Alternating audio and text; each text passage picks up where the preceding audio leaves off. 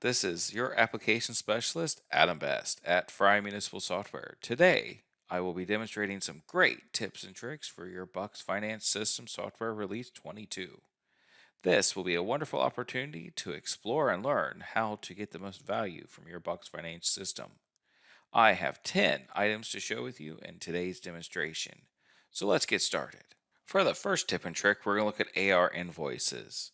Sending an AR invoice email has always been sent with high importance. In BUCS 22, there is now an option in System Controls to select if you want to send the AR invoice as standard or with high importance. Where that's at, if we go in here to General Ledger, System Controls, we click on Edit, and then we go to this AR tab right here, and then we go to Invoice Format. Then we'll have to click on Invoice Email Information. And you can see right here, it's always sent with high importance. You have the option of turning this off if users no longer need to have the invoice sent with high importance. If they come regularly send email information to them, we could simply just turn this off, press back, and then emails with the AR invoices will be sent with normal importance. For the second tip and trick, we're going to go to AR customer labels. In BUCS 22, a customer that has AR module can select which customers to print on labels. To get to this screen, we need to go to Receivables, Customers, Labels. And on the labels screen here, we can select this manually, select labels to print. We can press the OK button, and you can see down here, there's the number of labels to be selected. So if I click on Select None, you can see it changed to 0. And if I pick the first 3, you can see how that changes to 3. The third tip and trick is Source Document. A new option is now available when viewing the source document that allows it to be sent to Excel. This option is available for users that have the Data Dictionary module and Excel installed on their computers. A few options of being able to send this source document to Excel is right here in Chart of Accounts. If you pick any of the accounts and then you click here under Postings, click right here under Source Document, and you can say Send Source Document to Excel. You can also get the same options if you go into under here, under General, Posting, Analysis, and View. We can pick any of these, and you see the source document right here, and you can send that source document to Excel, and it appears just like that into Excel. Now if we want to close out of here, one other place that we can find that at is if we go up here to Receivables, Cash Receipts, and we look at the history of cash receipts. We can double click on it here and send this source document to Excel as well.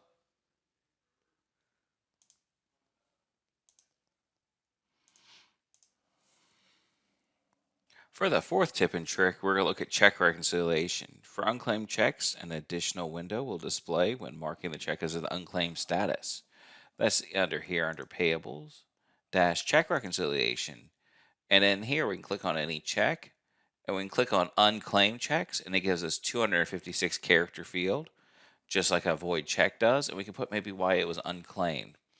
We can put something in here like maybe like after the 90-day period.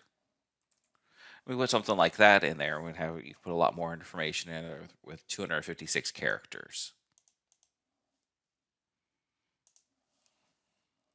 For the fifth tip and trick, we're going to talk about fee receipt posting. A retain record ID option has been added, which when selected will retain its value, so the same record ID can be used in the next fee receipt. Where that option's at is if we go in here to Receivables, Fee Receipt, Posting, and we go in here, we can see that Retain Record ID field. We could select, and the example on here says ambulance for multiple runs, but I do not have that option. So in here, I'm just going to pick building permit, and I'm going to click here And then under miscellaneous here, I can put maybe like test 1 to show you here. And then we're just going to put in $1 here. And then we're going to put in a deposit number and press OK. And I want to send that over to my printer. And then now it's kept up here to where it keeps the same record ID in here. And I could go ahead and put the second one in.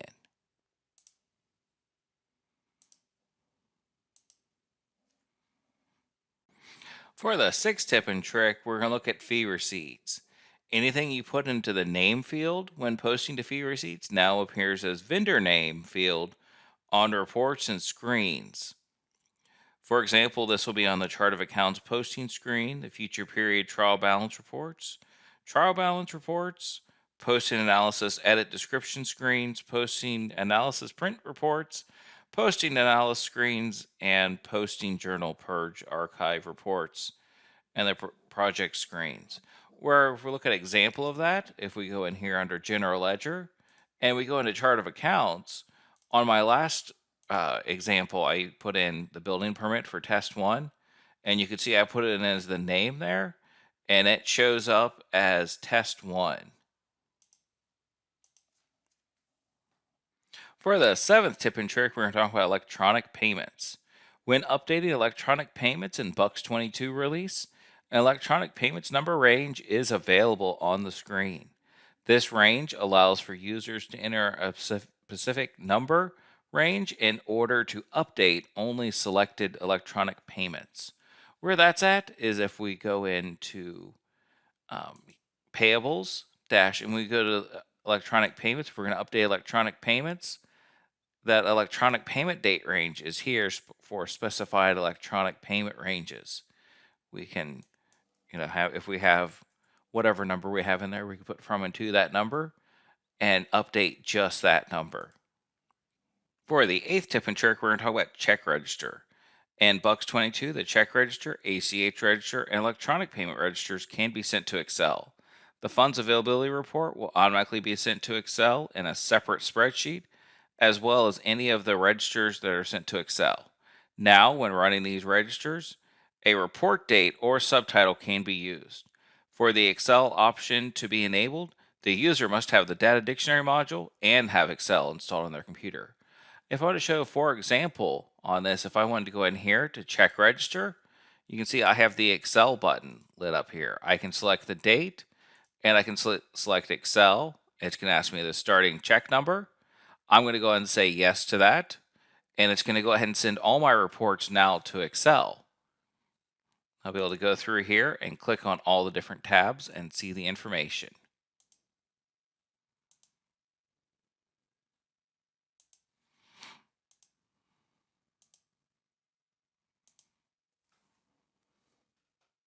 For the ninth tip and trick, we're going to talk about batch posting. When printing the batch report and batch posting, an options window is now displayed that includes ranges for the month and year, posting date, programs, initials, and account number. The ability to assign a report date or subtitle is now available as well. So where that's at is if we go in here to General Ledger dash batch posting and we go in here to print the batch posting report, you can see in here, here's the month and year range, here's the posting date range, here's the program range, here's the initials range, the account number range, and a report date or subtitle. If I want to go ahead and print what's in there, I can say OK, and it's going to go ahead and bring up that report. For the 10th and final tip and trick, we're going to look at paid invoices. When viewing paid invoices in the paid invoice view, for users that have fixed assets module, there is the new fixed asset button that gives the ability to add that paid invoice into fixed assets and or access fixed assets maintenance. When adding a fixed asset, the application information from the paid invoice will be carried over to the asset. This is the same as the fixed asset button works in invoice processing. So where that's at, if we go in here to payables, if we go into paid invoice, and we go into view, Let's go ahead and pull up the paid invoices here. And then if we go right here to this office equipment, we want to say view paid invoice. And then right here's the fixed asset button that would take us to fixed asset maintenance. Or we can add this to fixed assets. And this will bring up just the fixed asset screen. So we can go through here and we could add it just like the fixed asset. And you can see it brings forward the information here for us.